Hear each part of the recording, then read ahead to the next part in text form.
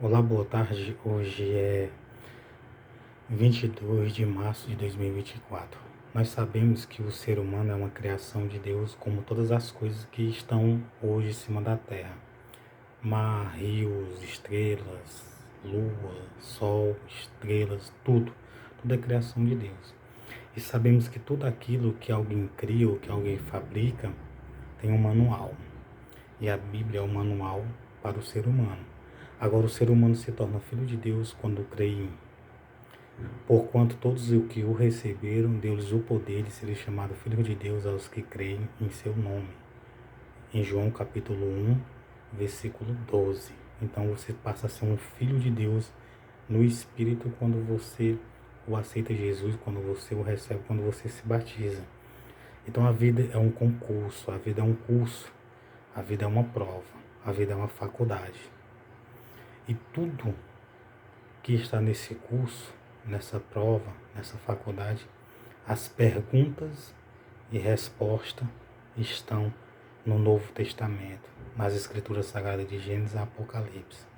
Se você quer passar nesse concurso, nesse curso, nessa faculdade, para conseguir ser aprovado e conseguir a vida eterna, simplesmente lê as perguntas e responda as perguntas. Então, Deus abençoe você e sua família. Então, continuação do Evangelho de Deus e de Jesus Cristo, parte 175. Atos dos Apóstolos, capítulo 25, versículo 1. Sabendo que o livro de Atos dos Apóstolos é o quinto livro do Novo Testamento. Entrando, pois, Festo na província, subiu dali a 3 dias de Cesareia a Jerusalém. Olha só, quem foi sucessor de Félix foi Festo, Pôncio Festo. Então, Pôncio Festo foi de Cesareia a Jerusalém. E quando ele foi a Jerusalém, os judeus, querendo ver a morte de Paulo, alguns, eu estou falando alguns daquele tempo, não todos hoje, e hoje tem muitas pessoas boas em Israel, muitas pessoas que seguem a lei de Deus, a lei que segue a lei, que segue o Novo Testamento, Jesus Cristo, o Salvador. E o sumo sacerdote e os principais dos judeus compareceram perante ele contra Paulo e lhe rogaram. Então veja que o sacerdote e os principais dos judeus, infelizmente, não desistiam de atrapalhar Paulo, de destruir, de matar Paulo e de atrapalhar Deus e Jesus Cristo. Uma coisa eu digo para você, meu amigo e minha amiga. Então eles queriam matar Paulo. A Bíblia diz que o segundo maior mandamento é amarás ao teu próximo como a ti mesmo. Se alguém quer matar alguém é porque não está amando. Então uma coisa eu digo para você.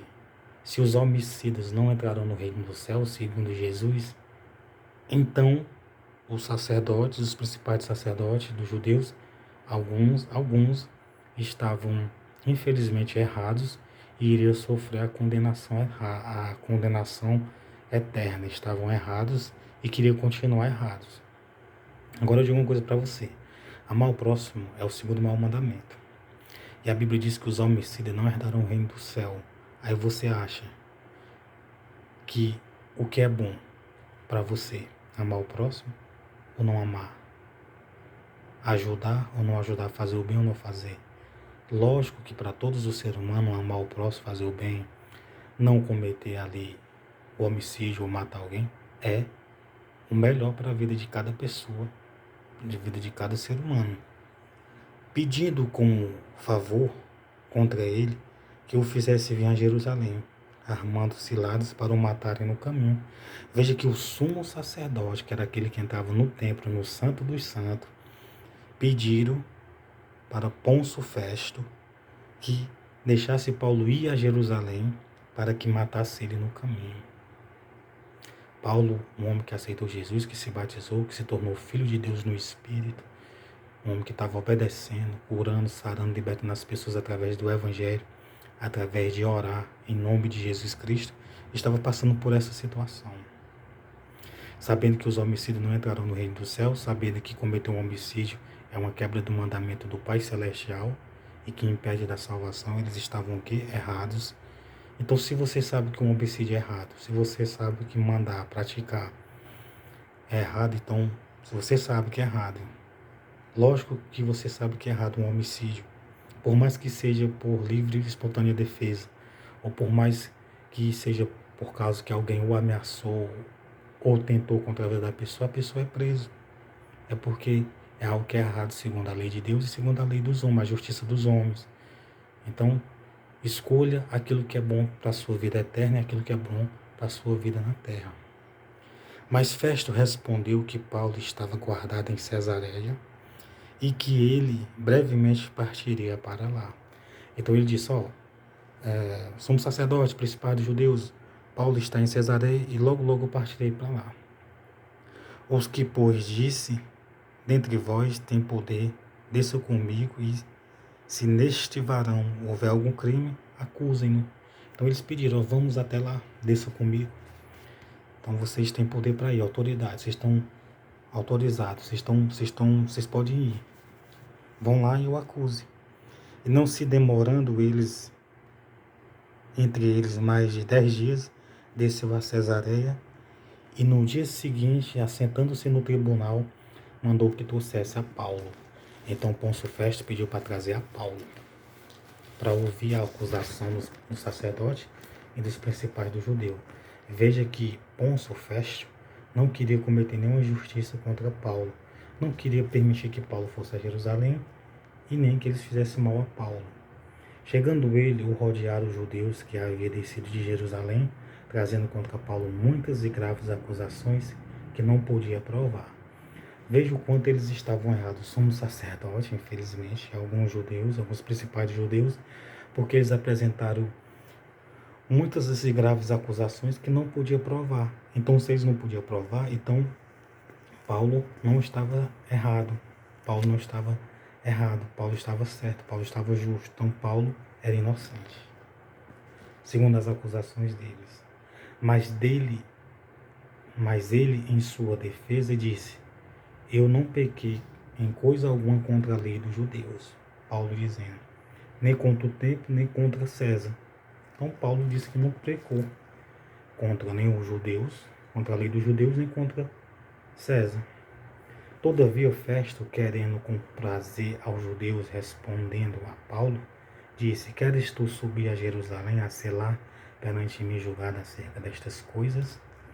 Então Festo fez essa pergunta. Mas Paulo disse, estou perante o tribunal de César, onde convém que seja julgado. Não fiz agravo aos judeus, como tu bem sabes. Então, Pôncio Festo já sabia que ele não tinha feito nenhum agravo aos judeus.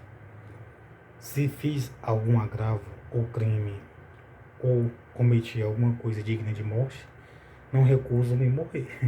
Então, Paulo estava tão certo que ele disse, se eu fiz algum crime, alguma coisa digna de morte, não recuso-me morrer.